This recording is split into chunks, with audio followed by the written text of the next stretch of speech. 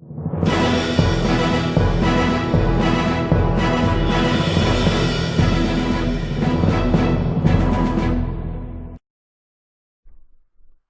this is Jay Calderon with 12rounder.com, and here are this weekend's quick picks.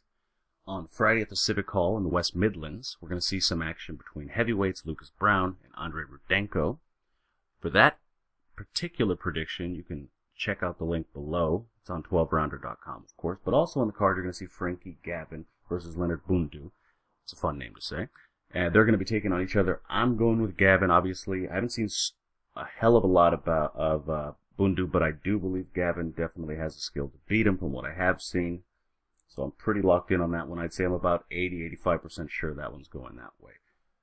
Then on Saturday is when the real main attraction action sort of takes place. You have a split feed for HBO. On one, you're going to have Sergey Kovalev in Atlantic City taking on Kovalev-Caparello. That's going to be for his Kovalev's light heavyweight title. I'm going to be picking in that one, obviously, Kovalev. It's mostly a stay-busy fight to an extent. That's not to discredit Caparello, but I just think that's probably the way this picture has been painted. I'm going with him. I'm about 90% sure. Of course, it's boxing. Anything can happen, but I'm pretty comfortable making that selection. Then on the other side of the split feed, you have a dual main event between Jesse Vargas defending his junior welterweight titles against Anton Novikov, and then Brendan Rios taking on Rios-Chaves in welterweight action.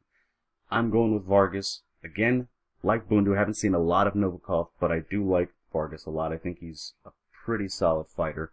He still has to, pass a few tests, of course. The Khabib-Alaverdia fight was pretty good, but, there's always a couple extra tests out there for a young fighter, so I'm about 70-75% sure on that one.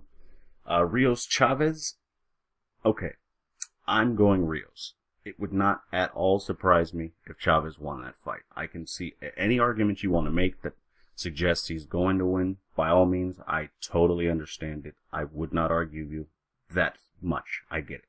But I'm going with Rios just based on overall experience and the fact that he has at least won a fight that's been of significance and of note, whereas Chaves hasn't won out of his native Argentina, hasn't won in the U.S., and hasn't won a major fight. His only major fight was against Keith Thurman, and he lost. So I'm going Rios. Would totally understand if Chaves ended up coming out on top, and I'm about 55-60% sure on Rios in this one. So, don't necessarily take that one to the bank or the casino.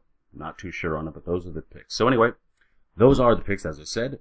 Be sure to, leave a comment, like, share, all that good stuff. But most importantly, comment. Tell me what you think. I want to know your picks as well.